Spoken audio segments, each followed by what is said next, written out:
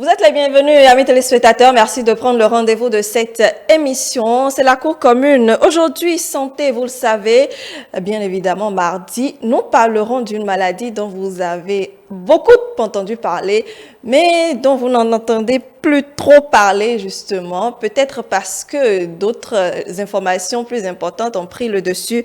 Il s'agit tout simplement de la COVID-19 et sa vaccination. Pourquoi est-ce que c'est toujours aussi important de la faire? Avec nos invités, nous allons donc discuter du sujet, les arguments pour vous convaincre, vous qui n'avez pas encore fait le vaccin, d'aller donc le faire. Je suis déjà avec Modeste Dossou-Togbe. Modeste, bonjour. Bonjour Prunelle et bonjour à les téléspectateurs. Comment allez-vous, Modeste? Très bien. La COVID-19 fait place sur notre plateau aujourd'hui. La COVID-19, c'est vrai qu'on n'entend plus parler. Il y a 2 ans, c'était l'actualité sur tous les médias, dans les rues, n'importe où vous allez, dans les entreprises, où on demandait de prendre certaines mesures, se laver les mains. Vous êtes obligé de vous nettoyer les mains quand vous allez dans une entreprise, quand vous allez rendre visite à quelqu'un, que ce soit chez lui. Et on observait quelques règles de distanciation. Il n'y avait plus trop, c'est vrai, voilà, les règles barrières. Aujourd'hui, au Bénin, on est déjà trop habitué à, quand vous voyez quelqu'un, c'est de la collade, vous saluez la personne. Tout de suite, on a quand même essayé de... On a eu beaucoup de mal quand même, à laisser tomber ces habitudes. Voilà, parce que c'est déjà des habitudes qui sont ancrées dans notre culture et on a essayé de faire avec et je pense que par la suite, tout le monde a compris l'enjeu et on a essayé de prendre nos mesures quand même. Absolument. Et de plus en plus, une maladie qui sévit toujours, en tout cas, dont souffrent beaucoup de personnes toujours, même si ça ne revient plus trop sur la table. Et c'est évidemment pour cela que nous en parlons encore ce matin. La vaccination, c'est vrai qu'à un moment donné, il y a d'ailleurs quelques mois, c'était une obligation pour pouvoir avoir accès à certaines institutions, à certains endroits donc sur le territoire également. Oui, Prunelle, la vaccination, au début, quand on nous demandait de la faire, on ne voulait pas. Parce qu'on se disait, d'abord, il y a la désinformation, les fake news, les rumeurs qui tournaient autour et les gens disaient, quand vous vaccinez, c'est juste le gouvernement ou les dirigeants. Les dirigeants veulent simplement réduire la population. Parce que vous avez déjà trop, la démographie. Et on avait du mal. Et par la suite, parce que c'était une obligation dans les structures. Vous êtes dans une entreprise et le chef vous demande de faire, sinon vous n'avez plus assez. Vous sortez de la maison. On a commencé à habituer. On avait, moi par exemple, je me rappelle pour la petite histoire, quand on m'avait demandé de le faire, j'avais peur. J'avais peur et ma soeur me dit, mais si tu ne fais pas, tu ne viens pas chez moi. Tu restes au portail, tu dors au portail. J'étais obligée, pas peur, je suis allée faire, mais cette peur m'a quand même, au retour, je faisais la diarrhée, je vomissais, mais ce n'était pas l'effet secondaire du vaccin, mais c'était quand même la peur que ça ne me crée pas quelque chose, mais je pense que je n'ai rien eu. Très bon, la preuve, vous êtes encore là. Oui, je suis là. Alors, le mot de ce matin, étant donné que nous mettons l'accent sur ce plateau, sur la vaccination aujourd'hui. Oui, Prunelle, vous n'êtes pas sans savoir que quand la COVID est venue, on a eu la vaccination et vaccin. Vaccin est le mot du jour, vaccin qui s'écrit V-A-2-C-I-N. V-A-2-C-I-N. Vaccin qui est un nom masculin. Alors, au premier sens, on parle d'une substance d'origine microbienne et de synthèse. On parle de micro-organismes vivants, atténués ou tués, substances solubles, toxiques, atténués par exemple. On parle d'ARN, on parle de messager, d'ARN messager, que l'on administre à un individu ou à un animal pour les immuniser contre une maladie. Au deuxième sens, on parle de ceux qui immunisent contre un mal, ou un danger, un vaccin contre la passion par exemple. Alors, quelques expressions. Quand on parle de vaccin BCG, on parle simplement de vaccin antituberculeux. Et quand on parle de vaccin polyvalent, on parle simplement de vaccin préparé avec plusieurs microbes différents. Alors, 2 citations pour finir avec le mot du jour vaccin. La première citation de Serge Célé qui nous dit « La peur du vaccin n'arrête pas le virus, si bien que le virus continue à faire peur. » La peur du vaccin n'arrête pas le virus, si bien que le virus continue à faire peur. Et Tara Oudou qui nous dit, le vaccin c'est comme le mariage, ça ne marche pas à tous les coups. Le vaccin c'est comme le mariage, ça ne marche pas à tous les coups. Très bien. Merci Modeste pour ces éléments d'information sur le mot vaccin. Vaccin qui sera davantage expliqué sur le plateau avec les procédures, comment est-ce qu'il faut faire si vous voulez tout simplement aller vous faire vacciner contre la COVID-19. Modeste, je vous retrouve dans les prochaines minutes avec, bien entendu, les messages que nous aurons reçus des amis téléspectateurs. Et aujourd'hui, on voudrait bien savoir, chers amis, si vous vous êtes fait vacciner, pourquoi est-ce que vous l'avez fait ou sinon, pourquoi encore, et vous nous donnez vos raisons. Nous allons essayer donc d'en discuter sur le plateau. Ou si vous l'avez fait, si vous avez ressenti des choses, si vous êtes bien portant aujourd'hui, c'est le moment de faire vos témoignages également. Le numéro est juste en bas de vos écrans. Modeste, on peut le rappeler encore? Oui, vous nous envoyez vos messages via WhatsApp au 55 01 82 91, le 55 01 82 91. Message WhatsApp ou message direct tout simplement sur ce numéro-là.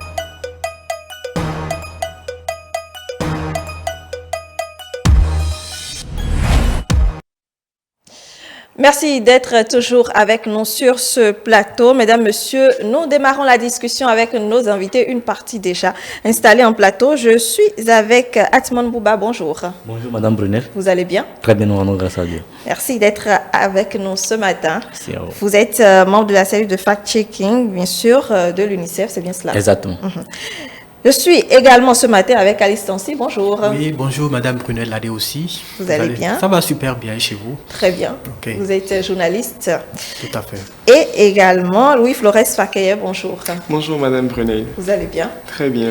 Vous êtes le vice-président de l'Académie du leadership. Merci Louis-Flores d'être présent sur le plateau. Nous parlons de Covid-19. Et c'est vrai que notre médecin est attendu un peu plus tard sur le plateau, qui va nous rappeler d'ailleurs pourquoi la maladie, disons, ses voies de transmission et comment justement toujours éviter de contracter cette maladie-là, et surtout aussi un mot sur la vaccination, pourquoi il faut y aller finalement. Mais déjà, chers invités, la COVID-19, c'est vrai que c'est une maladie qui nous a tous secoués, qui a bouleversé nos habitudes complètement. Il y a quelques mois encore, on en parlait énormément. Et comment est-ce que vous, à chacun de vos niveaux, vous avez, disons, appréhendé la situation quand on était encore en plein dedans? Atman. Alors il faut dire que, comme vous l'avez rappelé Brunel, c'est une pandémie en fait qui a vraiment secoué l'humanité, qui nous a vraiment plongé dans une sorte de panique totale et générale. Ouais. On a connu en fait, bon, il y a eu des décès, il y a eu des morts, et il y a eu beaucoup plus le confinement, le cordon sanitaire ici au Bénin, et il fallait se laver les mains régulièrement, 2 fois par jour. Donc, pour rappeler rapidement le contexte, cette pandémie est arrivée vers la fin de décembre 2019, vers la fin de l'année 2019. Oui. Et donc, au Bénin, on a commencé par en parler, je crois, en janvier ou février 2020. Oui. Voilà. Et donc, c'était beaucoup plus dans l'administration, c'était un peu de la panique, parce qu'il fallait au moins respecter les gestes barrières, la distanciation sociale. Moi, j'étais dans une administration où c'était beaucoup plus en open space. D'accord. Donc, il fallait vraiment... On va respecter maintenant 1 mètre de distanciation sociale. Donc, voilà, s'éloigner les uns des autres et respecter en même temps le port de masque, le port permanent de masque, se laver les mains aussi régulièrement. Déjà, même avec le port permanent de masque, c'était beaucoup plus difficile parce qu'on n'est pas du tout habitué, Donc, il fallait garder le masque à plein temps permanemment. C'était aussi des conditions qui étaient un peu pas du tout faciles. Oui. Pas du tout facile mais on s'en est quand même sorti puisque nous sommes toujours là aujourd'hui. Absolument, nous sommes toujours là. Alors, Caliste, est-ce que c'est une maladie? C'est vrai que quand ça a démarré, on a pensé qu'on était peut-être un peu épargné parce que on n'a pas trop vite commencé à ressentir exactement la maladie, ses implications et tout. Et finalement, c'est venu d'un coup. Est-ce que ça vous a fait peur aussi à un moment donné? Bon, moi, ça ne m'a pas fait peur. Pour être sincère, ça ne m'a pas fait peur pour le croyant que je suis. Ah, d'accord. Oui, certains peuvent penser que il n'y a aucune affaire de foi là, que c'est une maladie, c'est scientifiquement prouvé, tout ça. Oui. Mais moi, je n'ai pas eu peur. Seulement que autour de moi, il y a eu beaucoup plus de peur. Il y a eu beaucoup de peur. Quand quelqu'un commence pas à tousser, on pense l'éloigner ou s'éloigner de lui. Oui. Vous voyez, et c'était la panique, comme vous l'avez dit tout à l'heure. C'était vraiment la panique. Il y a certains petits signes là, quand ça se présente chez quelqu'un, la personne même a d'abord peur de mourir. Oui. Et on te dit, ah, c'est fini pour moi. Tous les symptômes sont devenus finalement les symptômes de la maladie. Exactement, même une simple petite grippe, un petit rhume déjà, c'est un symptôme en fait du Covid-19. Oui, Louis Flores.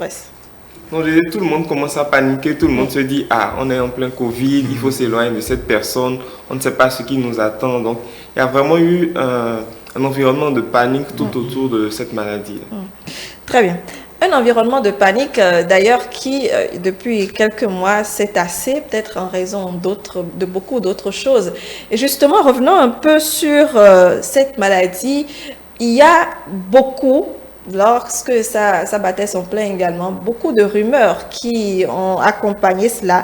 Nous avons eu, vous l'avez notifié tout à l'heure, le cordon sanitaire. Le gouvernement a mis en place un certain nombre de choses pour pouvoir assurer une certaine sécurité quand même, avec la complicité, bien entendu, des autorités et autres. Il demandait, en fait, il venait en fait à chacun de respecter pour pouvoir être en sécurité en quelque sorte, Caliste. Tout à fait, oui. Chacun devait se conformer à la règle parce que dans un milieu où on parle d'un problème qui peut facilement surgir chez vous, vous êtes obligé de vous conformer. Et il y a aussi les forces de l'ordre qui étaient là pour nous obliger à nous conformer à la règle. Quand vous êtes en voiture, vous êtes obligé de mettre la ceinture de sécurité. Si vous êtes à moto, de peur qu'on ne vous arrache votre moto, vous êtes obligé de mettre votre masque. Exactement. Et chacun était obligé de mettre ça. Même il y en a qui sont dans leur propre chambre, ils sont obligés de mettre des cache-nez. Vous voyez? Et on lavait la maison. Parce que chez nous, quand même, la maison, ce n'est pas 2 personnes, hein, c'est une dizaine, une vingtaine, parfois. Exact. Et même mettre la main dans le même plat pour manger à l'époque, c'était devenu difficile. Et chacun devait avoir son plat et sa cuillère, parce qu'on ne veut pas attraper la Covid-19. Très bien. Et bien entendu aussi, il y a eu beaucoup de rumeurs, je le disais, lorsque finalement on nous a envoyé vers le vaccin. Beaucoup de rumeurs par rapport à cette possibilité de se protéger quand même à la maladie. Atman. Oui, en effet, et comme l'a dit monsieur le journaliste, c'est beaucoup plus même ça. Là. En fait, le vaccin, je dirais même le virus ne faisait pas tellement peur, c'était beaucoup plus... le vaccin. Pas le vaccin, mais les rumeurs, les histoires qu'il y avait derrière. C'était beaucoup plus ça. Et on a en fait des rumeurs qui ont circulé en disant que tenez, pour en fait prévenir le Covid-19, il faut prendre du gingembre, l'infusion et tout ça. Donc, voilà, donc tout ça en fait a contribué davantage à créer plus de la psychose et plus du doute autour de tout ça. Quand le vaccin est arrivé du moins, il y avait beaucoup plus de l'optimisme. Mais cet optimisme a été en fait corrompu toujours par les rumeurs, soi-disant en fait touchant la létalité des vaccins, la non-efficacité des vaccins, tout ça. Donc, ça crée en fait une forme de réticence de la population à aller vers ces vaccins. Or, aujourd'hui, ce sont en fait, je dirais même la seule alternative pour le moment qu'on a en fait pour se protéger du coronavirus, ne serait-ce qu'en dehors des gestes barrières. Alors, lorsque Louis Flores, quelles sont les rumeurs qui vous a peut-être un peu retourné le cerveau, ou en tout cas qui vous a peut-être un peu fait peur dans le temps?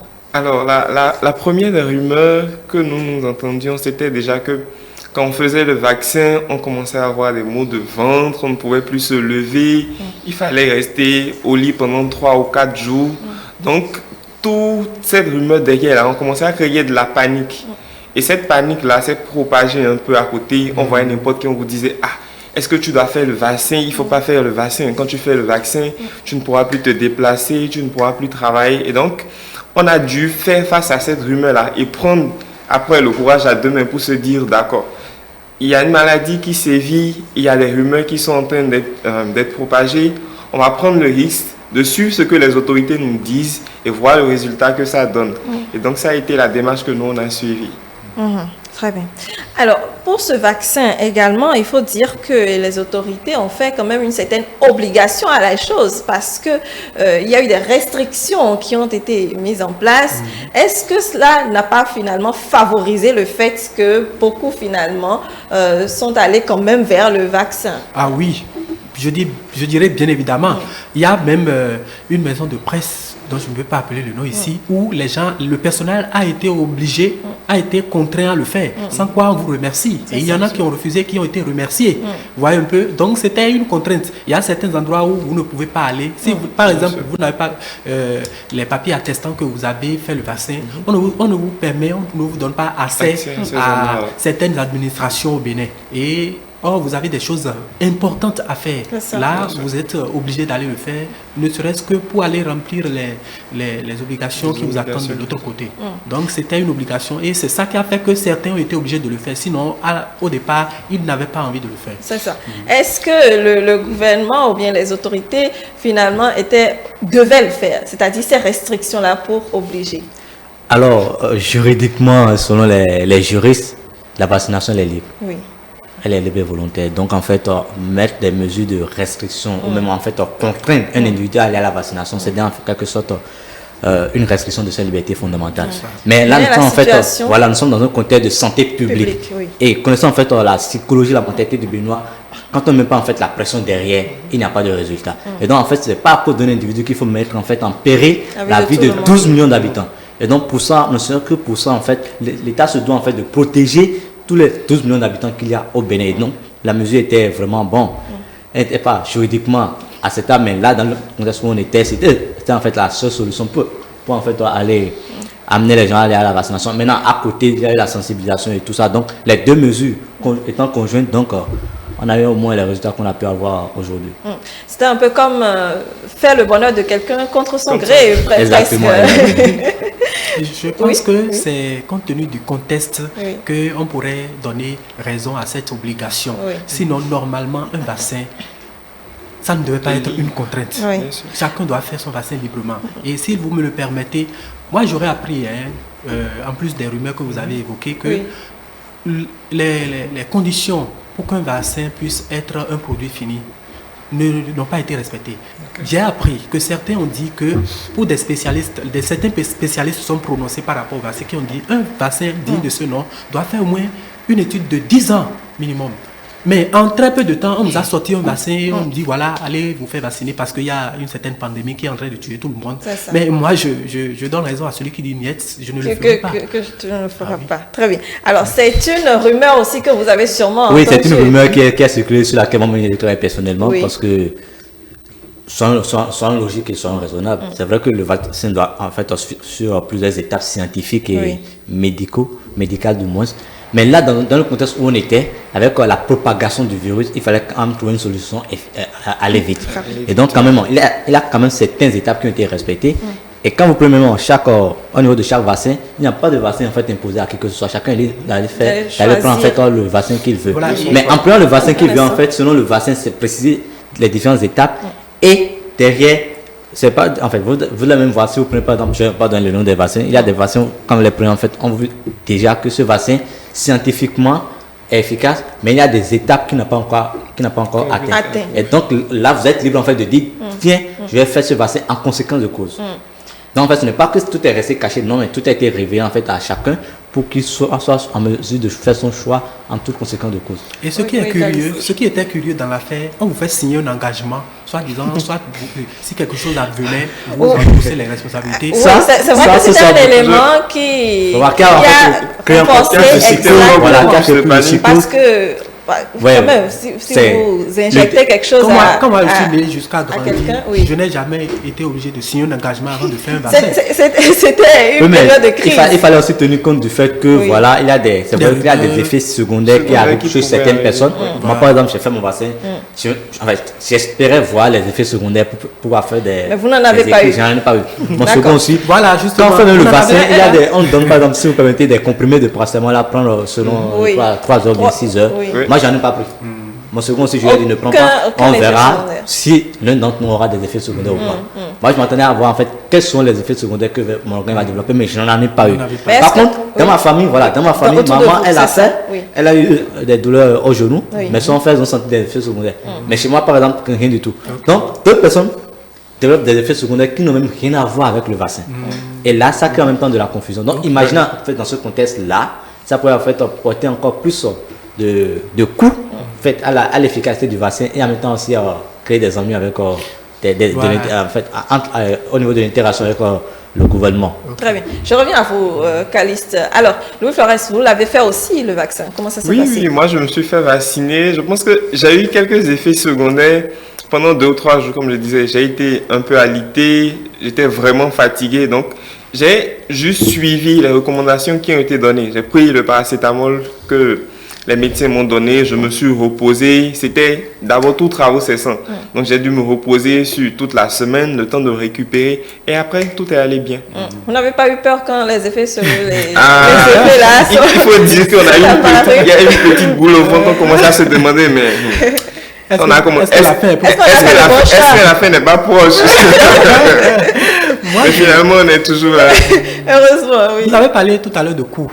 Il y a une citation que j'ai retenue de ce qui a été livré tout à l'heure comme citation. Oui. Le vaccin, c'est comme le mariage. Ça ne marche pas à tous les coups. Voilà. Je crois de Rouvou, je crois. Quelqu'un m'a dit que lorsque vous appartenez à une certaine catégorie de sang, voilà, lorsque vous êtes peut-être au plus ou d'un beaucoup, groupe sanguin donné, merci de m'avoir prêté le mot. Oui. Lorsque vous appartenez à un groupe sanguin donné et que vous faites tel vaccin, parce que le vaccin, il y en a de plusieurs catégories. Il y en avait de plusieurs catégories. Absolument. On avait le choix. Voilà, j'ai oublié les noms. Voilà, on avait aussi le choix. Et il y a première dose, deuxième dose, troisième dose. Je ne sais pas si ça va jusqu'à 10. Non, mais il y en a le ne prend pas la troisième dose. Et quand vous... Et voilà, donc si vous appartenez à telle catégorie de groupe sanguin et que vous prenez ça, le risque probant est que vous risquez de mourir. Oui. C'est ce que moi j'ai appris, par exemple. Ben, donc vous êtes de quel groupe? Moi je suis du groupe sanguin O+. Et c'est surtout de ça qu'il s'agissait. C'est pourquoi moi je me suis gardé de le faire. Mais en fait, la recommandation dans ce cas, moi c'est la première fois que j'apprends cette information. La recommandation dans ce cas, c'est toujours de se rapprocher de médecins. Justement. Et de soumettre l'idée. En fait, de soumettre la préoccupation. Exactement. J'allais dire que le médecin que nous allons recevoir sur le plateau aura donc plus de réponses concernant cet aspect de la chose pour mieux nous en parler.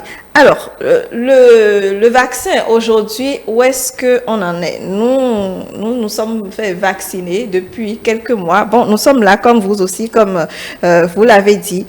Mais il fallait trouver, disons, une solution rapide à la situation qu'on traversait. Et ça n'a pas été accepté de tous, forcément. Où est-ce qu'on en est aujourd'hui, vous, lorsque vous observez les choses? Alors, il faut quand même dire que si déjà les gestes barrières, les mesures barrières ont été levées, ont été réduites, c'est parce qu'aujourd'hui, le port du masque n'est plus obligatoire. Ce n'est plus obligatoire. Oui. Et tout ça, donc, c'est quand même parce qu'on est arrivé en fait à une certaine observation selon laquelle il y a une réduction effectivement du nombre de contaminations.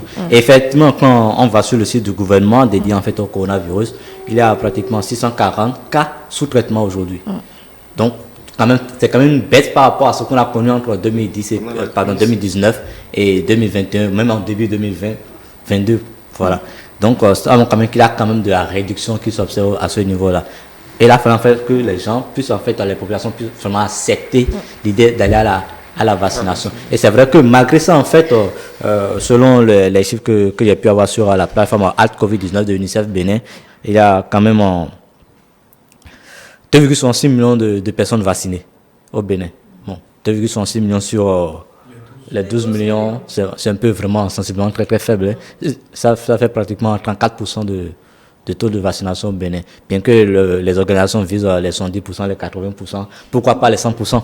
Pourquoi pas les 100%? Donc, c'est quand même du travail qui sera fait, de la sensibilisation qui sera fait. Et je crois même que c'est l'optique dans laquelle le gouvernement et ses partenaires, l'UNICEF et puis l'ambassade de France se sont inscrits pour en fait juguler la pandémie du coronavirus. Très bien.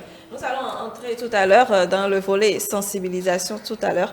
Néanmoins, Calice, vous qui êtes dans les médias, je suis sûre que vous avez beaucoup à dire par rapport également à cet accompagnement des médias qui a eu quand même dans la sensibilisation, dans la gestion même de la crise et autres, et dans les rumeurs, parce qu'on a parlé de rumeurs tout à l'heure, et les médias, quel que soit ce qu'on en dit, ont leur mot à dire. Et même aujourd'hui, on ne parle pas forcément de la télévision, on ne parle pas forcément de la radio, mais il y a Internet, il y a les réseaux sociaux qui ont permis d'amplifier davantage l'information, qu'elle soit vraie ou fausse. Tout à fait. Il n'y avait pas ce jour-là où on ne parlait pas de Covid-19 à la radio. Oui, même quand c'est une simple émission ou une émission musicale, on essaye d'évoquer ça, on dit respecter les gestes barrières pour ne pas être confronté à cette maladie, parce que c'est une maladie grave. Et qu'ils vous souviennent, il y a des artistes de grands artistes que nous avons perdus comme ça. Quand Manu Dibango est décédé, on nous a dit que c'est le coronavirus. Et le vieux Mori Kanté, on nous a dit que c'est... Donc ces exemples-là, cités, peut déjà nous faire comprendre que ça n'allait pas et qu'il fallait prendre des mesures adéquates. Donc, à la radio chez nous, non, il n'y avait pas ce jour-là. Sinon, il n'y avait pas cette minute-là qui passait sans qu'on évoque ça. Et les chansons, les artistes en ont produit plusieurs. Exactement. Donc, ces chansons-là aussi, on les jouait presque tout le temps, à tout bout de champ, pour sensibiliser la population. Kofi Olomide aussi a fait une chanson sur le coronavirus. Vous voyez un peu? Donc, ces grands artistes ont chanté sur le corona, ne serait-ce que pour sensibiliser la population. Et il était de notre devoir de relayer ces informations-là pour qu'au moins la population puisse savoir que c'est du sérieux et qu'il ne faut pas s'amuser du tout, s'amuser avec. Alors, je reste avec vous. Comment est-ce que vous avez géré la situation des rumeurs? Parce qu'on ne peut pas ne pas les voir également. Oui, les rumeurs, merci, les rumeurs, surtout sur les réseaux sociaux. Oui. Je ne sais pas si c'est que parfois les gens ont envie de créer quelque chose où on dit et on alerte toute la population, on envoie un message WhatsApp bien fait, bien préparé et on dit oui, telle personne vient de mourir. J'ai assisté à sa mort et c'est Covid-19 qui l'a tué. Ou juste après avoir pris le vaccin, la dame qui était bien riche, elle est partie comme ça. J'ai eu beaucoup d'audio sur mon WhatsApp par exemple, j'en ai eu tellement, même sur Facebook. Vous allez lire des informations où on dit ce vaccin polémique là, vous avez pris ça, le nombre de personnes qui sont déjà mortes à cause de ce vaccin, on ne peut pas. Et on précise même l'endroit où la personne est décédée. Oui.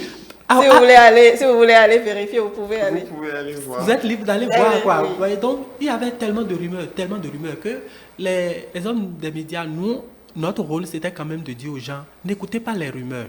La maladie, si elle n'existait pas, on n'allait pas en parler autant et on n'allait pas citer telle personne de référence comme ayant tiré leur révérence à cause de cette pandémie-là. Donc, attention, n'écoutez pas les rumeurs, c'est votre vie qui est en jeu, donc prenez-vous au sérieux et respectez les gestes barrières. Voilà. Très bien. Alors, Louis Flores, vous qui êtes au niveau des leaders et autres, je suis sûre, au-delà de vous, peut-être, et de votre entourage direct, est-ce qu'il n'y a pas eu également des réticences par rapport à ce vaccin et même des rumeurs qui ont été quand même partagées dans votre entourage? Alors, il y a eu pas mal de rumeurs dans notre entourage, surtout des gens qui vous disent que je connais une telle personne qui s'est fait vacciner, qui a eu des problèmes après la Covid. Et donc, je pense que le principal frein, en fait, pour la vaccination ont été les fausses rumeurs.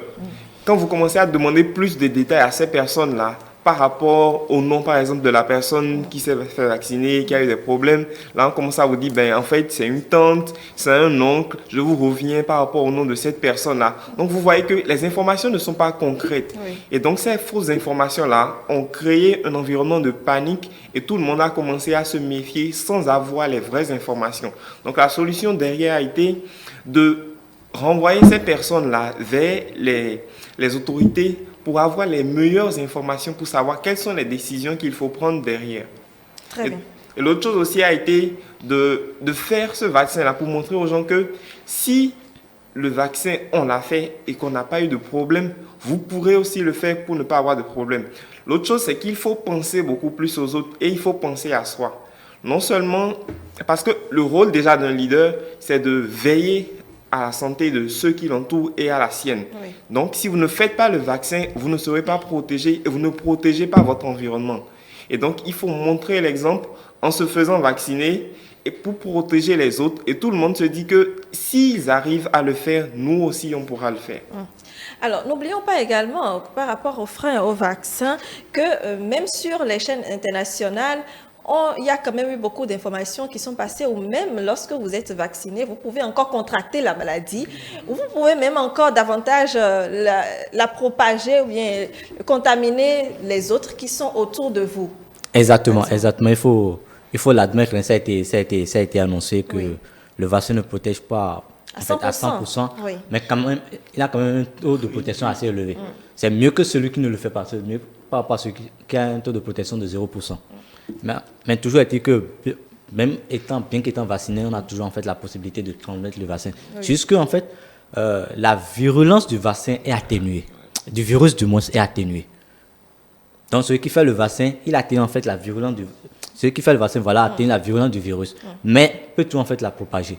C'est pourquoi en fait on demande toujours à ce que, bien qu'étant vacciné, de toujours respecter les gestes barrières. Et c'est vrai que quand on parle de rumeurs, je veux bien aller dans beaucoup plus en profondeur. Il faut qu'on fasse vraiment la nuance. Il y a des rumeurs qui peuvent être vraies. Donc moi, je préfère qu'on parle de fake news carrément, d'infos. Parce que les infos, c'est ce qui a été vérifié, qui est faux. Donc, par la suite, on a vu en fait que oui, ce qui pourrait être comme une rumeur est passé pour une info. Et donc, oui, il y a assez d'infos, même du début jusqu'à aujourd'hui, ça continue toujours. Un peu comme le journal a dit, et puis Louis Flores aussi l'ont souligné. Beaucoup de rumeurs. Moi, j'ai par exemple dit à ma famille à la maison, parce qu'aller au bureau le soir, puis revenir à la maison, il y a beaucoup de choses qui se passent, surtout dans les marchés, quand les soeurs, la maman va au marché, ce qu'elle entend. Et là, en fait, elles n'ont pas la compétence, en fait, elles n'ont pas les aptitudes de traitement de l'information, tout comme les journalistes professionnels, tout comme les fact-checkers. Donc, tout ce qu'elles entendent, elles essaient en fait de capter. Voilà, le cerveau enregistre. Et quand tu viens à la maison le soir, on te dit « Ah !» Surtout quand on dit qu'il n'y a pas de fumée sans feu. Hein. Exactement. Donc, quand tu reviens le soir, on te dit « Ah, toi qui vas tout le temps à la banque, toi tu vas tout le temps en ville, et puis aller tout le temps en contact avec les gens.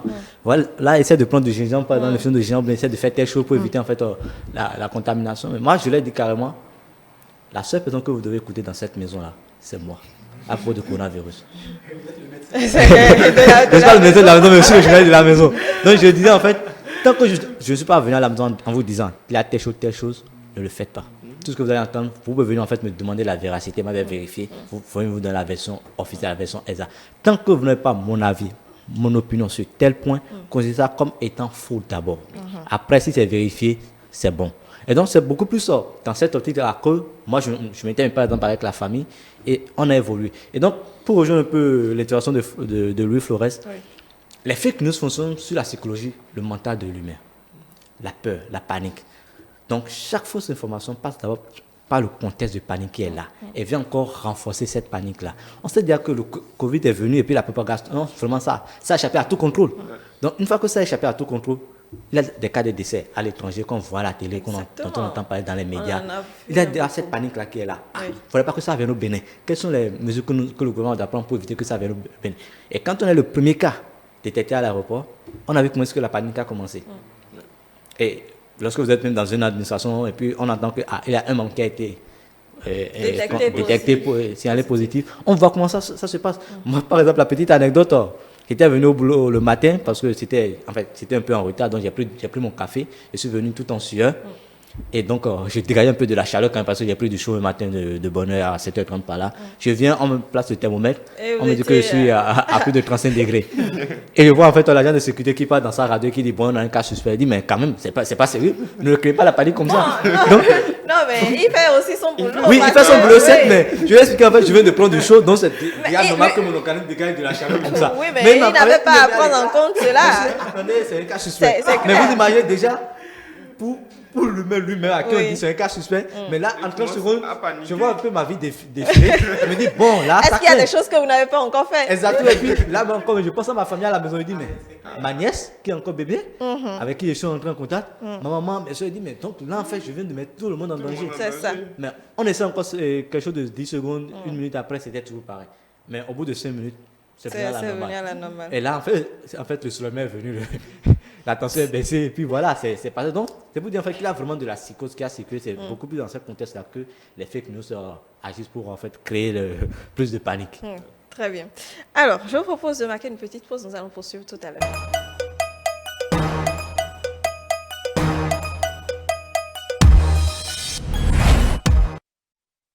Voilà, nous poursuivons donc notre plateau sur la vaccination contre la COVID-19. Pourquoi est-ce qu'il faut la faire encore aujourd'hui?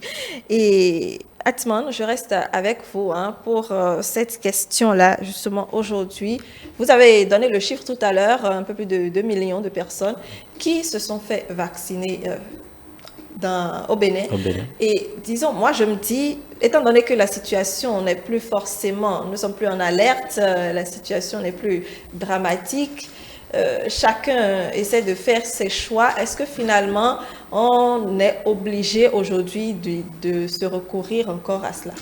Ah ouais, on est obligé parce que, comme on l'a dit tout à l'heure, le virus est toujours là. Il est toujours là et puis il sévit toujours. Et donc, pour au moins éviter qu'il y ait de recrudescence, qu'on reprenne encore dans cette panique de confinement et de cordon sanitaire, c'est toujours préférable que chacun puisse en fait librement et puis volontairement, sans attendre en fait qu'il y ait encore des restrictions pour aller en fait à la vaccination. Ça permet toujours en fait de protéger tous les 12 millions d'habitants qu'il y a au Bénin, de protéger en fait sa famille, ses enfants, ses amis et autres. Et donc, bien qu'on n'en parle pas aujourd'hui, il faut quand même qu'on puisse chacun se lever pour aller à la vaccination. Alors, Caliste, est-ce que vous pensez également qu'il faut prévenir cet aspect de la chose actuellement? En me regardant tout à l'heure, mes vis-à-vis ont commencé par sourire. Parce que comme j'ai dit tout à l'heure que moi, je ne l'ai pas fait le vaccin, c'est ça qui me fait sourire. Bon, il faut prévenir le vaccin parce qu'on dit, c'est vrai aujourd'hui, la situation n'est plus tendue comme auparavant, mais ce n'est pas une raison pour avoir une confiance totale. Non, la confiance n'exclut pas le contrôle, comme on le dit. Donc, moi, je vais conseiller à chacun de toujours faire attention. Et si vous avez envie de faire le vaccin, que personne ne vous empêche de le faire. N'écoutez pas les rumeurs. Vous êtes libre de le faire ou pas. En tout cas, moi, je pense que chacun est libre de faire le vaccin ou pas. Pour plus d'assurance, faites votre vaccin. N'écoutez pas ceux qui disent qu'il ne faut pas faire ça parce que ci, parce que ça. Voilà, parce qu'il y en a plein qui ont fait ça, mais qui sont en vie, qui n'ont eu aucun problème. Donc, allez faire ça. Quand moi-même, mon heure de faire ça sonnera, j'irai le faire sans souci. C'est une De lire en fait les descriptions, les informations sur chaque vaccin avant d'aller en fait faire son choix. Il faut se renseigner. Il faut se renseigner. Complètement. Louis Flores. Donc aujourd'hui, vous avez la possibilité de choisir le vaccin que vous voulez prendre.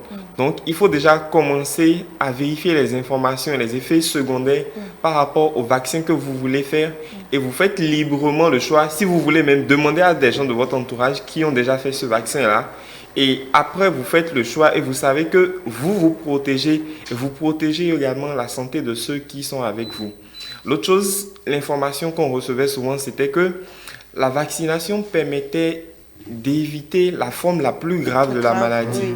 Donc, en vous vaccinant, vous vous protégez et vous contribuez aussi à la protection de ceux qui sont avec vous. Très bien, merci. Alors, Caliste, je vais vous libérer pour trouver un autre invité sur le plateau pour pouvoir poursuivre notre discussion. Merci beaucoup d'être... moi. Attendez, je vous accompagne. Pourquoi vous êtes pressé de partir? Il va se faire vacciner. Ah, pourquoi? Ça, c'est une bonne idée. Non, Oui, l'heure qui n'ira pas sonner. sûrement. Peut-être que c'est l'heure tout à l'heure. Sûrement, exactement, c'est déjà l'heure. J'installe un autre invité sur le plateau.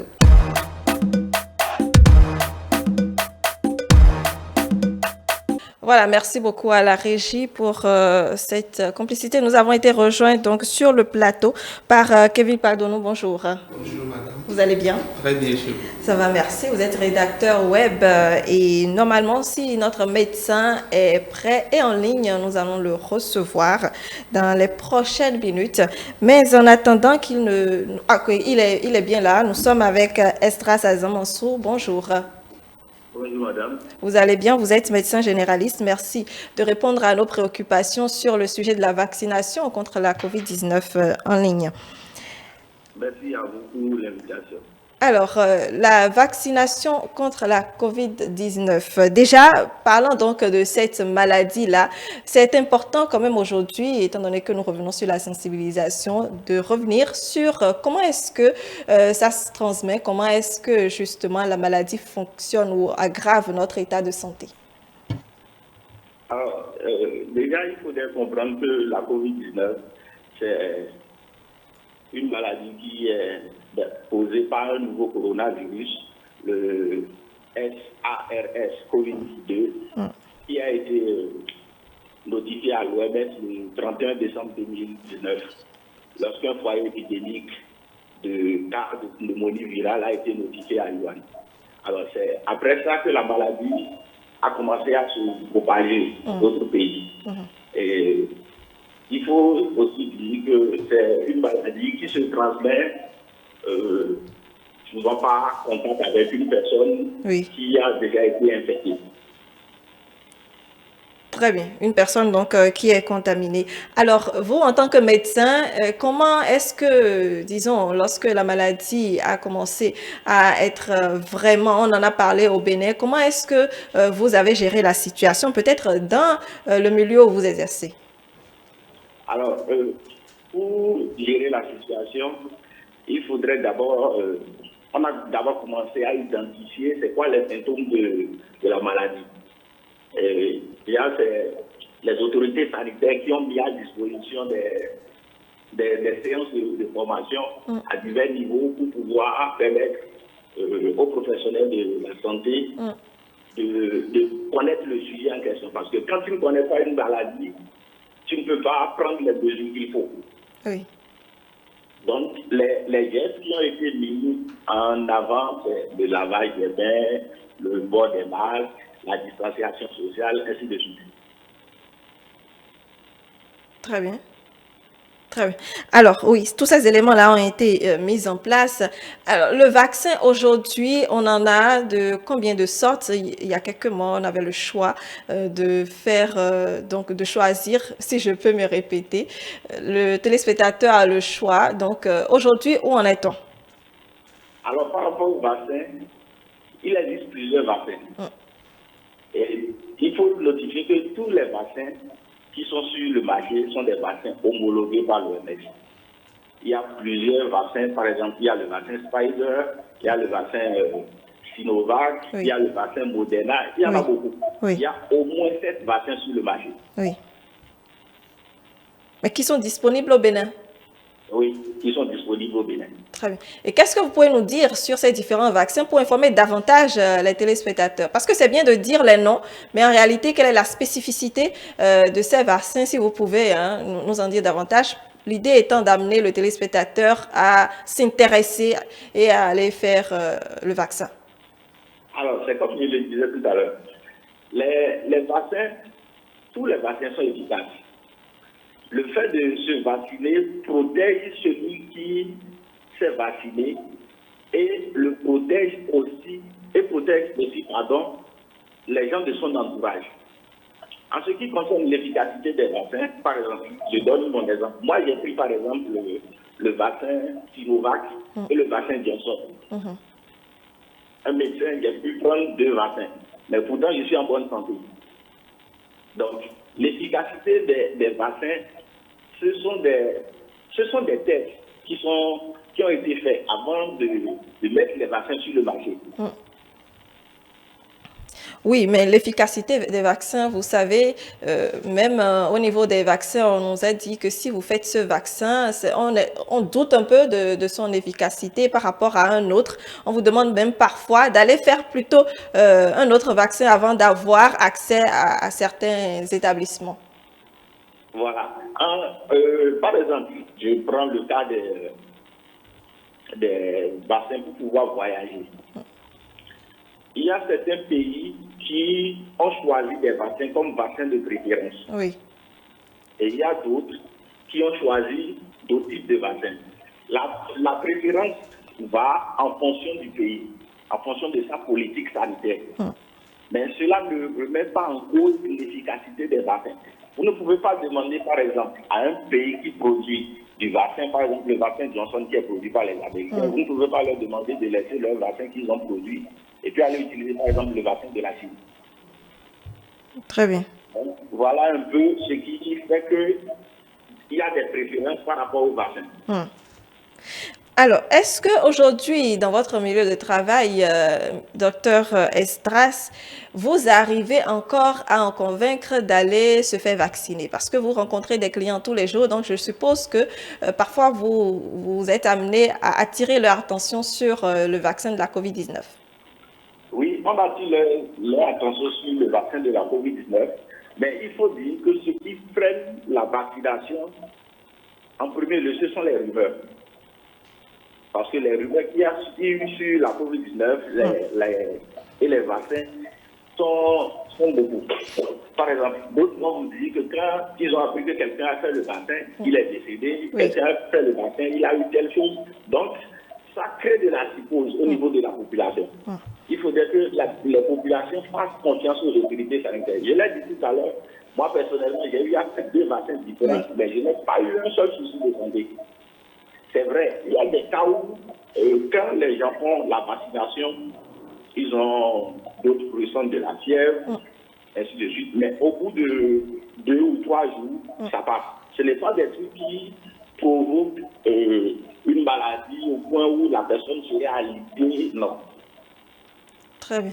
Mais vous savez, il y a des vaccins pour beaucoup d'autres maladies aussi, hein. Il y a les hépatites pour lesquelles on peut se faire vacciner. Il y a plein d'autres maladies qui ont des vaccins et pour lesquelles les téléspectateurs, bien les populations ne s'y intéressent pas vraiment. Qu'est-ce qui fait la différence avec ce vaccin-là? Si vous pensez qu'on peut y arriver, si le téléspectateur peut prendre la décision donc de se faire vacciner, qu'est-ce qui pourrait lui faire changer d'affiche, changer de comportement, étant donné qu'il y a plusieurs autres vaccins auxquels les téléspectateurs ne vont pas avoir accès forcément? Alors, déjà, il faut comprendre que la COVID-19, vu que c'est une nouvelle maladie, et toute la campagne médiatique qu'il y a eu autour, a fait que les gens ont développé une certaine peur par rapport à la maladie. Oui. C'est un peu comme ce qui s'est produit dans le cas de Ebola en Guinée. Dès qu'on a dit que le vaccin d'Ebola était disponible en Guinée, c'est un peu comme si, dans la tête de la population, on leur disait « allez prendre la mort ». Oui, c'est ça. Et qui veut prendre la mort? C'est un peu comme ça, les gens comprennent le truc. Oui. Parce qu'ils prennent la maladie, vu que c'est une nouvelle maladie, Oui. il y a toujours une peur. On attend de voir celui qui a fait en premier. Est-ce qu'il n'a pas eu telle chose? Est-ce qu'il n'a pas eu tel désagrément au niveau de sa santé? Ainsi de suite. Et c'est avec le temps que la population fait entièrement confiance à ce qui est proposé comme solution. Donc, c'est important que la population, la communauté puisse adhérer à ce truc, à ce processus de vaccination. Comme ça, avec le temps, la confiance va s'installer et eux-mêmes, ils vont voir que la solution qui a été apportée, le vaccin qui a été apporté par les autorités sanitaires, ce n'est pas pour nuire à leur santé, mais c'est pour leur permettre de se porter bien et de vaquer à leur occupation. Très bien. Alors, une information ou plutôt un avis sur lequel je voudrais quand même avoir votre réaction, c'est que lorsque l'on est d'un groupe de sang donné, il faut éviter certains vaccins ou bien encore un vaccin en particulier. Par exemple, lorsque vous êtes du groupe O ou O+, O-, il faut éviter donc de faire le vaccin ou bien il y a certaines conséquences, c'est ça, selon que vous soyez O, A ou AB ou autre. Non. Il n'y a pas de groupe sanguin qui soit prédisposé ou bien qui doit éviter le vaccin. Tout le monde peut se faire vacciner. Tout le monde peut se faire vacciner. Et même quand on est vacciné, on peut faire un don de sang. Très bien. Et pour ceux qui hésitent donc à y aller en raison des effets secondaires, qu'est-ce que vous pouvez leur dire? Alors, ce qu'on peut leur dire, ce que je peux leur dire, c'est de se faire vacciner, d'accepter de se faire vacciner, parce que le vaccin, en premier lieu, ça les protège. Ça protège leur famille, ça protège leur entourage direct. Il y a assez de rumeurs concernant la COVID-19. Et c'est le moment de saluer UNICEF pour le grand travail qu'ils ont abattu, UNICEF en partenariat avec le ministère de la Santé, bien sûr, pour le grand travail qu'ils ont abattu en formant des populations à divers niveaux sur comment vérifier les informations, comment vérifier les fausses informations sur la COVID-19 avant de les partager sur les réseaux sociaux. Très bien. Aux populations, je demande juste de faire confiance aux autorités sanitaires et de se faire vacciner. La COVID-19, Dieu merci, ce n'est pas une maladie qui est assez compliquée comme Ebola par exemple. Donc, se faire vacciner, c'est la meilleure des choses à faire parce que quand on est vacciné, vraiment, on est beaucoup plus libre. Et aussi, ce n'est pas parce qu'on s'est fait vacciner qu'on va laisser les gestes qu'il faut pour se protéger, continuer à laver les mains, ainsi de suite. Merci beaucoup, Dr Esdras Asamanso. Mais je ne vous laisserai pas partir sans nous rappeler encore les règles barrières. Alors, les règles barrières, il faut prioriser le lavage des mains, le port du masque. Donc, on n'est plus trop dans la phase de distanciation sociale parce que la vaccination est déjà là. Donc, en plus de ces deux, je recommande fortement de se faire vacciner. C'est très important de se faire vacciner. Très bien. Merci, Dr Esdras Asamanso, pour ces éclairages sur le sujet de la vaccination. Je vous souhaite une excellente journée de travail. Merci beaucoup, madame. Nous poursuivons donc notre plateau avec nos invités. Et Kevin Kwadonou, vous avez suivi un peu le docteur. Je suppose que vous êtes vacciné. Absolument. Vous avez préféré lequel? Johnson, parce que on m'a dit qu'il n'y a pas de seconde prise. Donc c'est une prise en une fois, donc j'ai préféré Johnson. D'accord. Et comment ça s'est passé? Déjà, faut le dire, je vous remercie pour la question. Déjà, faut le dire, c'était assez compliqué, comme mes prédécesseurs l'ont dit. Avec les rumeurs, c'était très compliqué. Et je ne l'avais pas fait, j'avais pris la décision de ne pas le faire jusqu'à ce qu'il fallait aller en mission avec mon entreprise, enfin l'organisation, parce que je travaillais avec Plan Bénin dans le temps et on nous a exigé le carnet de vaccination. Obligé pour passer à l'aéroport. Voilà. Non, ce n'était même pas hors du pays. D'accord, c'était même à l'intérieur. Oui, c'était toujours à l'intérieur du pour pays. Avoir droit. Voilà. On devait travailler sur un projet et au début du projet, on devait présenter le carnet de vaccination. Et je me suis entêté quand même à rester sans me vacciner jusqu'à aller sur le lieu pour vraiment m'assurer qu'il faut montrer le carnet de vaccination avant quand même d'avoir accès. Et dès lors que je me suis rendu compte que c'était obligatoire, sur le lieu, en même temps, je suis allé me faire vacciner auprès d'un centre médical le plus proche. Et bon, voilà, c'était comme ça, et j'ai appelé les parents pour leur dire voilà, s'il y a quelque chose. Voilà, j'ai même envoyé la photo et j'ai dit, voilà, je venais de me faire vacciner et que bon, adviendra que pourra. Et on verra la suite. Les parents, bon, ils étaient quand même un peu pessimistes. Mais après 2 semaines, Oui. après 2 semaines... Vous avez ressenti des effets secondaires? Non, je n'ai ressenti aucun effet, mais les parents m'ont appelé chaque 2 jours pour savoir si ça allait. Et après 2 semaines, ils se sont rendus compte que je n'avais rien. Et à partir de là, j'étais là-bas quand maman m'a appelé pour dire, je viens de me faire vacciner, ton père également. Donc, ça a permis quand même que toute la famille après se fasse vacciner et bon, personne n'a eu d'effet secondaire quand même. Personne. Très bien. Alors, le docteur nous a mis l'accent tout à l'heure sur le fait que quel que soit le groupe sanguin auquel vous appartenez, il n'y a pas de souci à se faire vacciner. L'idée, c'est de faire donc votre choix parmi la palette de vaccins que l'agent sûrement va vous présenter et tout. Donc, quand on parle de sensibilisation, un instant, je reste d'abord avec vous, Kevin, étant donné que vous venez de rejoindre le plateau. Vous êtes web rédacteur, c'est-à-dire que vous avez écrit également sur la COVID-19 et vous avez également travaillé sur toutes ces rumeurs-là qu'on a entendues. Comment ça s'est passé, cette phase-là?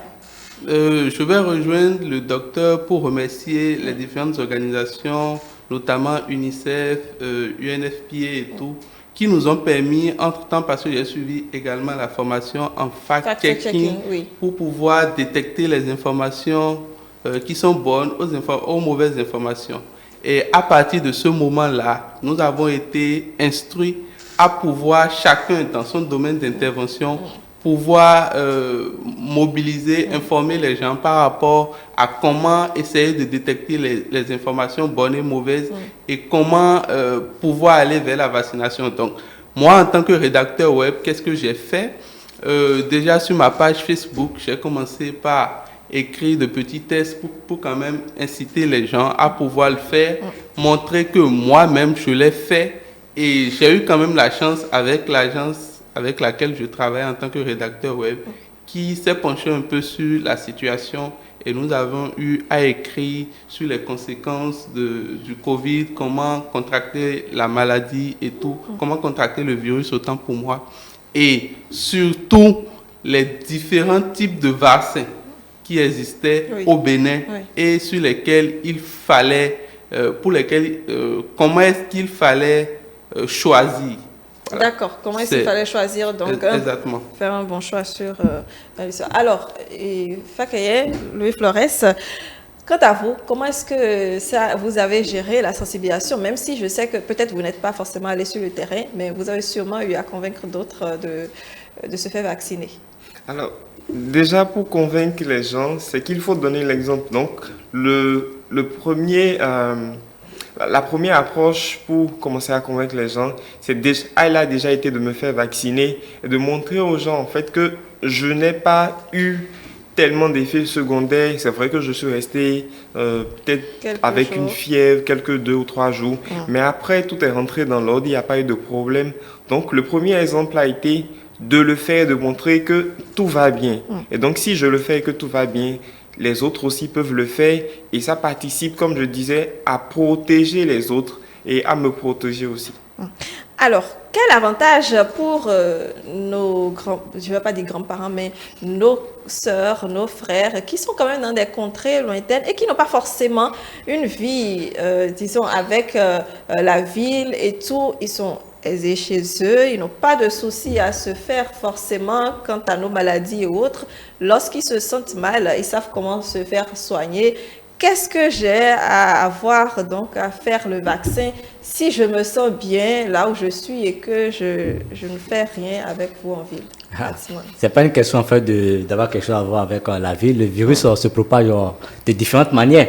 Peut-être que un individu a quitté en fait le village pour venir en ville faire des achats dans un marché et retourner en fait dans le même village là et en retournant en fait il a eu un contact avec une personne infectée, avec un cas contact. Là déjà le virus est entré dans le village. Donc en fait c'est pour dire on ne sait pas par quel moyen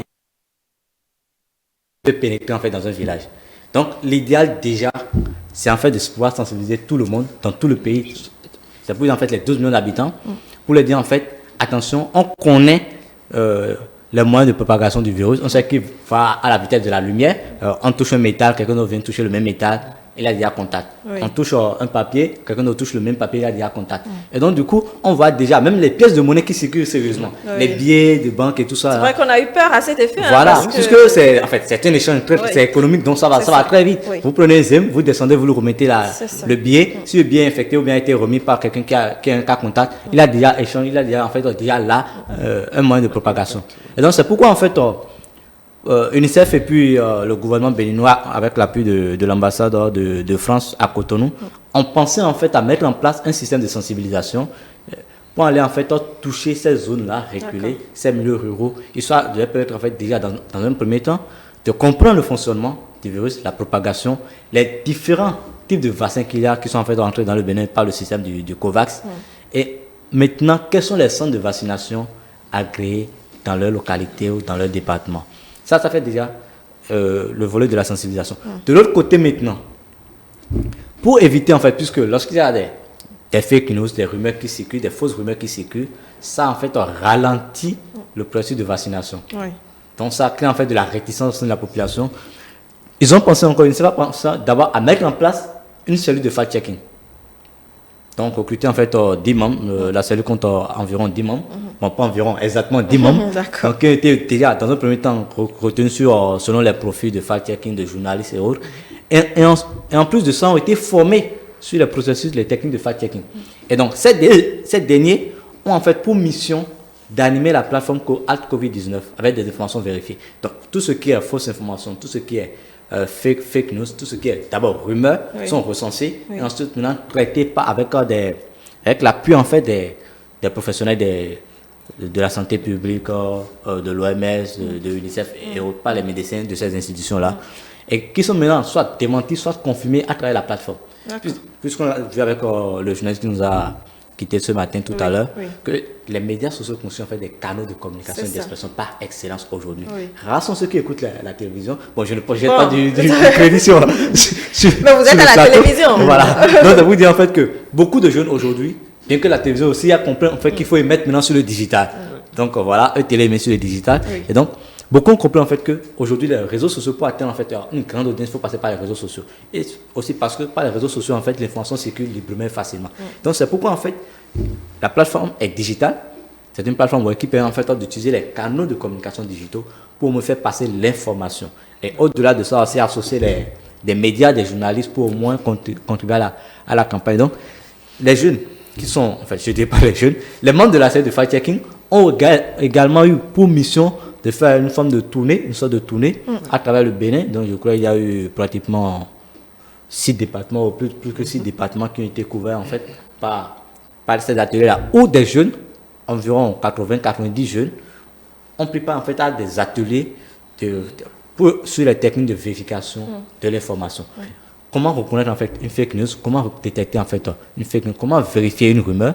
Et maintenant, une fois qu'elle est vérifiée, quelle est la forme, en fait, qu'il faut adopter dans la production du contenu. Et là, je reviens un peu le rédacteur. Donc, quelle est la forme du message qu'il faut adopter, en fait, pour venir déconstruire, apporter l'information aux autres. Donc, voilà un peu des processus, des mécanismes que les partenaires, le gouvernement du Béninois, le ministère de la Santé et l'ambassade de France à Cotonou et l'UNICEF ont mis en place pour, en fait, contribuer à renforcer la sensibilisation sur la vaccination contre le Covid-19. Bon, après, il y a eu aussi des ateliers de co-création pour, en fait, parce que pour nous, les fact-checkers, il y a des outils que nous utilisons, au-delà de l'instinct humain et tout ça. Il y a assez d'outils que nous utilisons, mais aucun de ces outils n'est efficace à 100%. Donc, on ne peut pas, en fait, se fier à un outil pour dire, en fait, parce qu'on a utilisé tel outil, un outil X, que c'est vérifié ou pas. Mais quand on utilise, en fait, l'outil X et qu'on voit, en fait, que, bon, il y a une piste, on va quand même approfondir avec d'autres outils. Donc, l'idée, en fait, avec les ateliers de co-création de UNICEF, c'était, en fait, de trouver un outil efficace à 100%. Parce qu'aujourd'hui, l'autre chose qui menace dans les fake news, c'est le deepfake. D'accord, qui veut dire? Le deepfake qui veut dire, en fait, c'est pour dire, en fait, littéralement du faux en profondeur. Les fake news en profondeur. Donc, il y a, en fait, ce type de fake news-là, aujourd'hui, aucun outil n'arrive, en fait, qu'aucun outil aujourd'hui n'arrive à vérifier. Donc, c'est un peu comme on prend une vidéo d'une personnalité publique, on superpose notre voix à ce qu'il a dit. Donc, en fait, on lui fait dire un message qu'il n'a jamais dit. Donc, quand vous écoutez bien, vous voyez un peu le mouvement des lèvres, ça correspond correctement c'est synchro, donc c'est bien synchronisé, Oui. mais le contenu n'est pas de lui. Donc là, en fait, il n'y a aucun outil pour vérifier, parce que les autres vont vous dire, tiens, c'est sa voix, ça. le mouvement des lèvres et la synchronisation, Ça c'est bien ok, mais le message, en fait, il n'arrive pas à vérifier le message. Et là, encore, il faut que ce soit l'instinct humain, donc des compétences humaines qui interviennent pour, en fait, pour approfondir ça. Tout ça, c'est avec l'événement de l'intelligence artificielle que Absolument. qu'on y arrive. Donc, il fallait en fait trouver un outil qui soit en mesure de permettre en fait la vérification en profondeur et sans limite des fake news, de l'information. Donc, c'est dans ce contexte en fait que UNICEF a mis en place l'atelier de co-création du hackathon qui s'est tenu sur 2 étages, je crois bien à Djougou et à Boycon, où des jeunes, en fait, des développeurs, des journalistes ont été en fait réunis sur place pendant 3 jours, je crois bien, par étape, pour en fait essayer de trouver, de réfléchir à des solutions innovantes, que ce soit dans la sensibilisation, à la vaccination contre le Covid-19, ou encore dans la lutte contre la propagation, des fake news. Donc voilà un peu des mesures que l'UNICEF a, avec l'appui de l'ambassade de France, a mis en place pour au moins accompagner le gouvernement béninois dans sa dynamique en fait de lutte contre le coronavirus. Très bien. Alors, vous nous avez expliqué un peu le processus et nous avons parlé un peu plus tôt de toutes ces rumeurs. Vous avez parlé de fake news également. Mais je voudrais vous demander, en dehors peut-être de cet aspect de groupe sanguin et de vaccin, quels sont les éléments, j'allais dire fausses informations, entre griffes, rumeurs, qu'on a entendues, 5 fausses rumeurs ou bien fausses informations que vous pouvez dire, oui, ça c'est faux, et 5 informations peut-être qui sont vérifiées pour vous, avec le travail que vous avez effectué par rapport à tout ce que vous avez entendu et autres. D'accord. Donc, premier exemple, c'est quand on a dit en fait qu'il faut de l'infusion de gingembre pour prévenir le coronavirus, pour se protéger du coronavirus. Ça, c'est faux. D'accord. Après vérification, c'est faux. L'autre information aussi, c'est qu'il y a eu... bon, je dis d'abord, il y a une information qui a circulé sur les réseaux sociaux, signée par UNICEF. C'était un rapport, oui, c'est vrai qu'on a vu disant en fait qu'il faut rester au soleil, il faut s'exposer au soleil pour éviter le coronavirus. Ça aussi c'est faux. UNICEF n'a jamais sorti un tel message. Et aussi que pour ce genre de situation, c'est souvent un médecin peut-être de UNICEF qui a peut-être donné l'information ou même de l'OMS. Donc après vérification, l'information était fausse, ça fait déjà 2.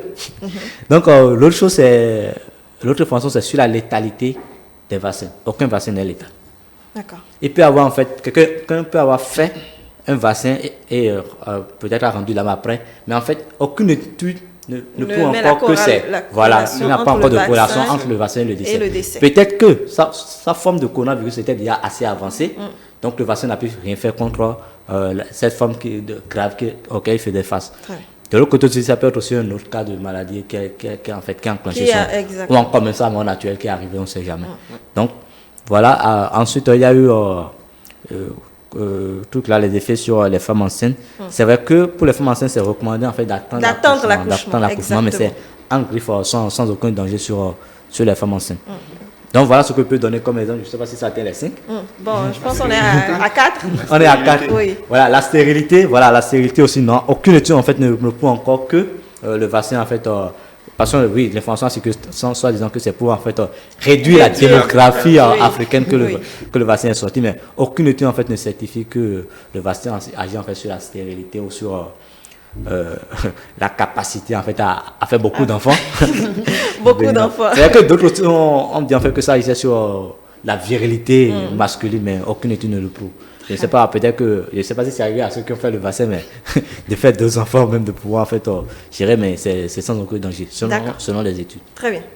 Et les informations qu'on peut dire vraies? Les informations qu'on peut dire vraies, déjà, le vaccin Pfizer, c'est 2 doses au Bénin. C'est vrai qu'il y a plusieurs doses adoptées par d'autres pays. Pas d'autres pays, mais au Bénin, nous ne sommes pas encore à la 3e dose, c'est déjà la 2e dose.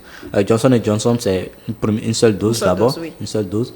Et le nombre de cas de vaccination, ça va être 34%. Ça, c'est une information vraie selon la plateforme de l'UNICEF Bénin at Covid-19. Le nombre de cas de vaccinés au Bénin, ça fait... Non, de cas guéris. Non, je ne dis pas de cas guéris, mais de cas contaminés actuellement sous traitement. Les cas sous traitement, selon le gouvernement béninois, ça fait 640. Et le nombre de doses, bon, ça, je donne les informations comme ça, qui sont déjà vérifiées. 3,63, environ 3 millions de doses en fait, administrées hors population aujourd'hui au Bénin à la date d'aujourd'hui. Donc voilà un peu des informations que je peux donner sur ça. Peut-être même pour ajouter qu'il y a environ plus de 25 000 guéris. Plus de 25 000 Béninois guéris. En fait, depuis l'avènement du Covid au Bénin jusqu'à cette date. Aujourd'hui. Ouais. Alors, moi, je me pose la question également de savoir pourquoi aujourd'hui on ne met pas l'accent sur les règles barrières. Parce qu'en réalité, on sait que si vous vous lavez les mains le plus souvent possible, même si ça vous protège de la COVID-19, ça vous protège également d'autres maladies. On sait que si vous portez votre masque, vous vous protégez vous-même de la COVID-19, mais également beaucoup d'autres maladies, déjà de la poussière, de la fumée que nous inhalons tous les jours et qui en créent davantage. Lorsque vous vous éloignez davantage en vous saluant et autres, vous évitez beaucoup de choses. Pourquoi on ne met pas l'accent sur les règles barrières, mais plutôt sur la vaccination qui ne nous protège pas à 100%, mais seulement à quelques, même si c'est élevé, seulement de la COVID-19. On sait que c'est difficile en fait de respecter les gestes barrières, même si on l'a quand même. Même si on les respecte en fait, oui. Il a toujours ce niveau en fait, il a toujours en fait un niveau négligeable de contamination de flux du virus. Je vais donner un exemple dans une administration là où j'ai travaillé récemment, pendant la Covid, on respectait tous les gestes barrières, le port de masque et tout, mais pourtant quelqu'un du bureau a été détecté. Peut-être au bureau, mais quand il sort, est-ce que ça continue? En fait, la personne dont je parle, c'est quelqu'un qui respecte strictement, qui ne joue pas du tout avec les gestes barrières. Vous ne pouvez pas entrer dans son bureau sans le port de masque. Et c'est pas parce qu'en fait, la contrainte est venue, non. Elle-même, elle le dit. Tant que vous n'avez pas votre masque, vous n'entrez pas dans son bureau. Et règlement, le gel hydroalcoolique et tout ça. Mais pourtant, cette personne a été infectée. C'est pour dire, en fait, il y a toujours une part de négligence quelque part. On ne peut pas, l'humain ne peut pas tout contrôler à 100%. Et donc, pour en fait éviter, pour en fait éliminer cette marge de négligence là, qu'il faut en fait aller à la vaccination. Parce que là, on l'a vu tout à l'heure, le port de masque, en fait, on finit par avoir mal aux oreilles, on finit par avoir des difficultés respiratoires pour ceux qui n'ont pas du tout supporté. Moi, par exemple, les masques chirurgicaux qui ont circulé, moi, je n'arrivais pas à les mettre, je ne les supportais pas du tout. Il y a plusieurs types de masques. Voilà, il y a plusieurs types de masques. Donc, moi, par exemple, les masques, je n'arrivais pas du tout parce que ça me créait des irritations au niveau des joues et tout ça, du nez. Et ça me donnait en fait beaucoup plus de grippe. Encore que vous ne pouvez pas avoir de la grippe, vous pouvez en fait être grippé pendant le contexte du Covid-19. Direct, on vous dit en même temps, bon, vous êtes un cas suspect. Et donc, du coup, il fallait en fait, voilà, moi, j'étais obligé de passer de masque en masque. Donc, j'utilise telle qualité un jour, 2 jours après, j'utilise une autre qualité pour éviter en fait de ces problèmes-là. Et donc, ça pourrait en fait arriver aussi à plusieurs autres personnes. Et s'ils n'ont pas en fait d'alternative, c'est qu'ils se retrouvent en fait contraints de laisser en fait les masques là, malgré eux. Malgré eux. Et donc, voyons encore le contexte où il faut se laver les mains tous les jours, tout le temps. Je suppose que vous êtes parti vous laver les mains, quelqu'un allait se laver les mains, en revenant, il a touché la pointe de la pointe. Juste après, il se touche le nez. Il s'est lavé les mains secs. Mais si la pointe de la pointe a été touchée par quelqu'un qui a été infecté, qui a été exposé au virus, c'est fini. Même qu'il se soit lavé les mains, il est entré en contact avec le virus. Et là, en même temps, il est entré en contact avec le virus. Quand il rentre dans le bureau, il prend un document, il signe, il remet à la secrétaire ou bien à son collègue. Il contribue en fait à la propagation du virus. Donc, on a beau respecter les gestes barrières, il y aura toujours une marge de négligence là. Donc, la meilleure façon d'éviter en fait ça, d'éliminer cette marge de négligence là, c'est en fait d'aller à la vaccination.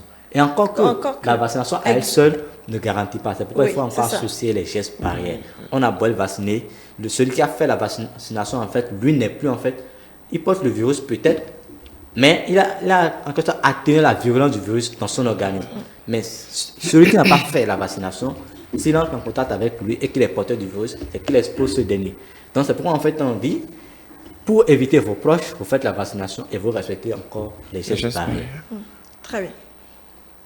Oui, moi, je vais ajouter que le principal atout de la vaccination, c'est qu'il permet d'éviter la forme grave de la maladie. Et donc, les gestes barrières à eux seuls ne permettent pas d'éviter cette forme grave-là. Vous pouvez bien faire les gestes barrières, mais après contracter la maladie et avoir la forme grave de cette maladie-là. Donc, une combinaison de la vaccination et des gestes barrières vous permettent de minimiser autant que possible les risques de contracter la forme grave de la maladie.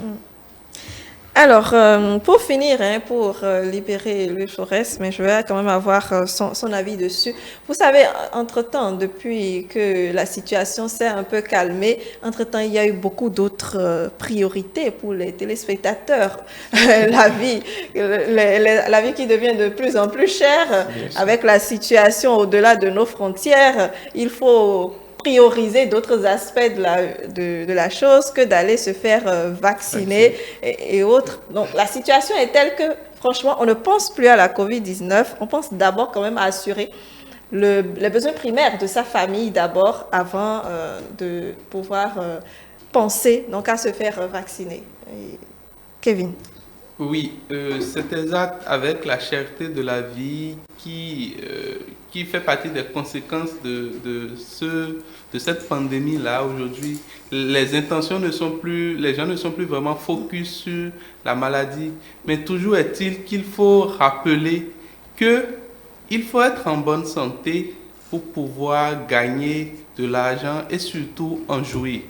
Donc, si je suis plus préoccupé par le fait de gagner de l'argent et que après, quelque part dans ma tête, je n'ai pas conscience que voilà, le virus, la pandémie persiste toujours et qu'il faut quand même, d'une certaine manière, préserver ma santé, je vais certes gagner de l'argent, mais j'aurai assez de difficultés à pouvoir en jouir.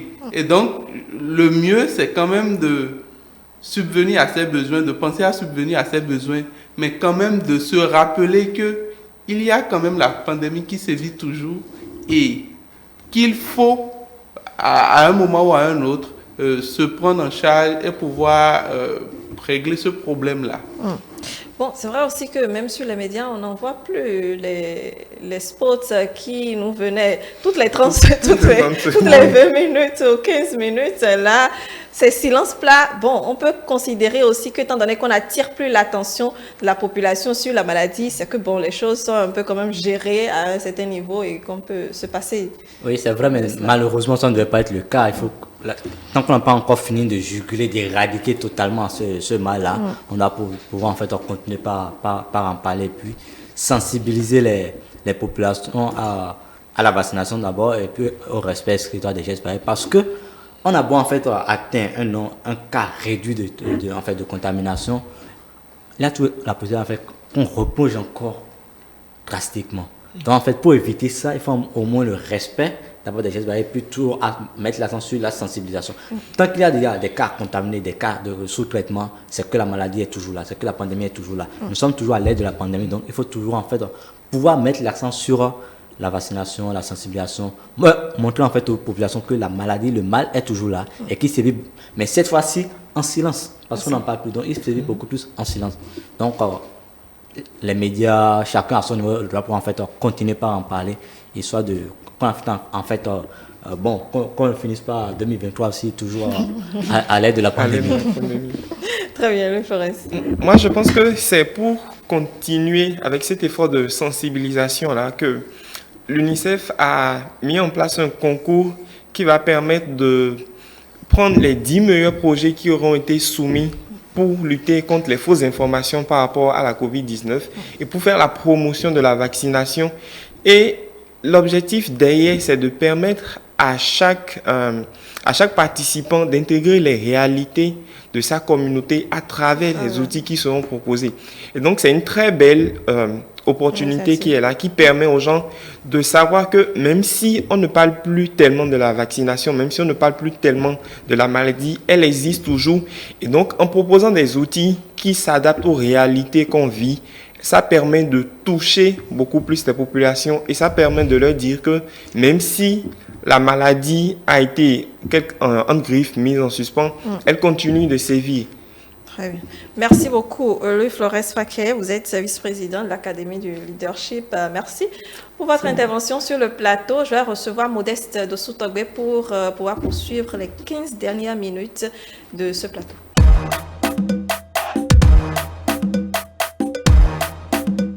Voilà, Voilà, quelques minutes encore pour refermer ce plateau, mais les messages d'abord. Modeste. Oui, Brunet, nous avons eu quelques messages. Le premier message d'Amélie qui dit en mars 2020, j'avais tous les symptômes de la COVID-19, de la fièvre, je toussais beaucoup, j'avais du mal à respirer, j'ai même fait un malaise respiratoire sous la douche. J'ai dû appeler le SAMU. En tout cas, j'ai été 3 fois en urgence. J'avais également des douleurs articulaires et musculaires, des problèmes de mobilité, des problèmes cutanés. J'ai eu des problèmes de goût et d'odorat. Tout ce que j'avalais avait un goût de pourri ou très mal brûlé. J'ai également eu des problèmes gastriques et je ne pouvais quasiment plus m'alimenter. J'ai perdu 10 kilos en 2 mois. Wow. Alors, pour m'éveiller, la COVID m'a rendu asthmatique. Je suis en traitement pour asthme sévère. J'ai également des règlements hormonaux. Depuis mon infection, et j'ai consulté le gynécologue, mes rougeurs cutanées de début de la maladie se sont transformées en coupes roses sur mon visage et mon décolleté. Alors, un problème auquel les dermatologues ne trouvent pas de solution depuis août 2021, voilà, une dysphonie est apparue, c'est-à-dire que ma voix a changé. Alors, un dernier message qui dit, j'ai eu de rechutes, on n'en voit pas la fin, on n'en voit plus le début. On ne sait pas quand ça va s'arrêter. Je suis tout le temps essoufflée. J'ai mal à la gorge et aux poumons. Donc, je suis tout le temps fatiguée. Me permettons un dernier message de Céou de Kinzekri de Godomé qui dit « Se vacciner est très bien, mais obligé de se faire vacciner, je ne suis pas d'accord. Et cela m'étonne que des gens qui ne sont pas du secteur de la santé parlent de ça. Chacun est libre de se vacciner ou pas. » Oui, c'est vrai que c'est un choix, mais il faut faire le choix également en toute connaissance de cause. Et c'est justement l'objectif donc de ce plateau, vous aider à comprendre donc lorsque vous ne vous faites pas vacciner, les risques auxquels vous vous exposez et lorsque vous le faites, la protection que vous vous apportez à vous et à votre famille également. Et n'oubliez pas, certainement, vous avez suivi également le médecin qui est d'ailleurs intervenu sur le sujet pour dissiper un certain nombre de choses. Merci, Modeste. La pensée de ce matin, à moins que Atman et Kevin veuillent réagir sur les différents messages très rapidement. Bon, c'est sur le premier message qu'elle a partagé un peu son expérience. Exactement, oui. Exactement. Bon, on lui souhaite un bon rétablissement. C'est aussi ça, en fait, les limites de la science. Il y a des cas, en fait, qu'on n'avait pas vraiment à traiter, un peu comme son problème de dermatologie qu'on n'a pas encore trouvé solution. Donc, moi, je lui souhaite un bon rétablissement. Et on espère vraiment que les médecins, les dermatologues finiront par lui trouver de solutions. Donc, par rapport au dernier message, ça m'a fait un peu sourire, surtout quand l'intéressé a dit en fait que ça le surprend, que ce soit des personnes qui ne sont pas du domaine de la santé qui en parlent. En fait, vous l'avez rappelé déjà, chacun a libre de donner son avis, mais surtout, on n'a pas en fait soutenu que la vaccination obligatoire. Nous avons rappelé en fait que la vaccination, c'est bien. Elle est libre de droit. Elle est libre de droit. Et donc, nous avons même, je ne vais pas dire dénoncer, mais déplorer le fait qu'on ait eu à faire recours à la force pour en fait inviter les gens à aller à la vaccination. Donc, dans aucun pays, en fait, la vaccination ne peut être obligatoire. Toutefois, dans le contexte de santé publique, le gouvernement peut en fait se retrouver dans l'obligation en fait de contraindre les gens à aller à la vaccination parce qu'il ne faudrait pas en fait mettre en péril la santé, la vie de 11 millions d'habitants, de 12 millions d'habitants à cause d'une seule personne. Absolument. Donc voilà ce que nous avons retenu sur le plateau. Merci, Atman. La pensée? Oui, la pensée du jour nous dit se faire vacciner contre la COVID-19, c'est un acte d'amour. Se faire vacciner contre la COVID-19, c'est un acte d'amour. Se faire vacciner contre la COVID-19, c'est un acte d'amour. C'est une pensée en fait du pape François. Kevin?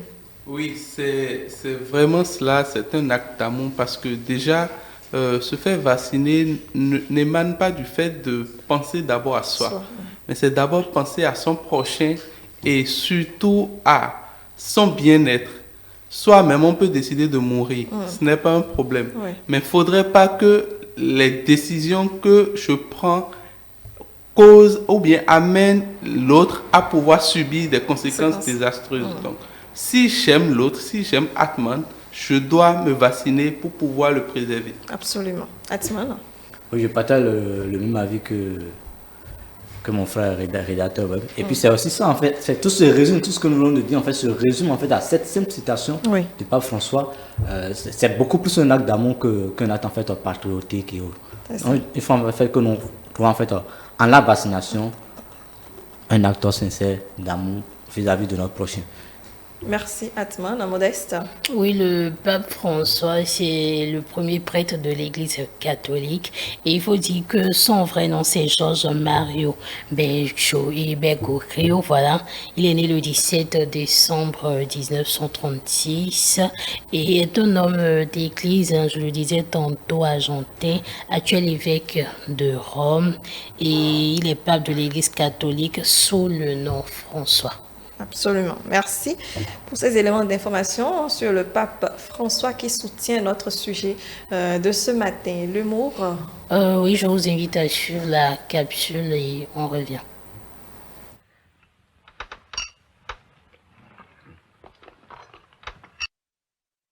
Alors, il y a quelques motifs d'espoir. On observe un plateau donc dans certaines régions où le virus progresse de moins en moins vite.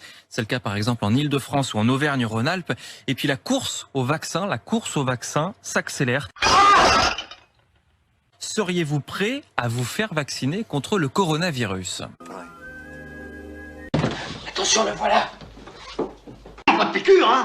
C'est impossible. Le médecin me l'avait promis. C'est lui qui les a ordonnés? Menteuse. Oh, pas de piqûre, je ne supporte pas les piqûres. Docteur! Piqueuse. Docteur! Docteur! Docteur! Ah bah tu vas déjà mieux. Il y en a encore une, monsieur Duchemin. Encore une. Encore une. Tu fais pas.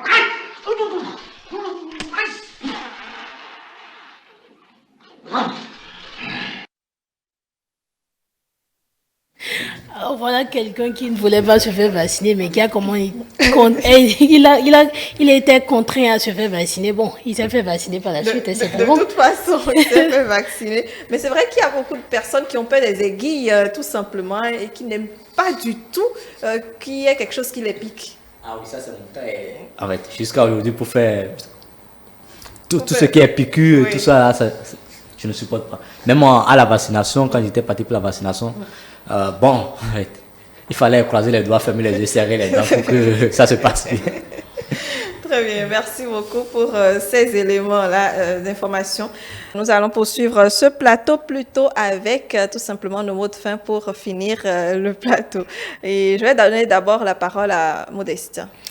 Simplement, c'est la COVID-19, on n'en parle plus, mais c'est quand même un sujet d'actualité, on souligne, et il faut se faire vacciner, toujours respecter les mesures de distanciation, le lavage des mains, et aussi, se faire vacciner, c'est plus beau. Kevin?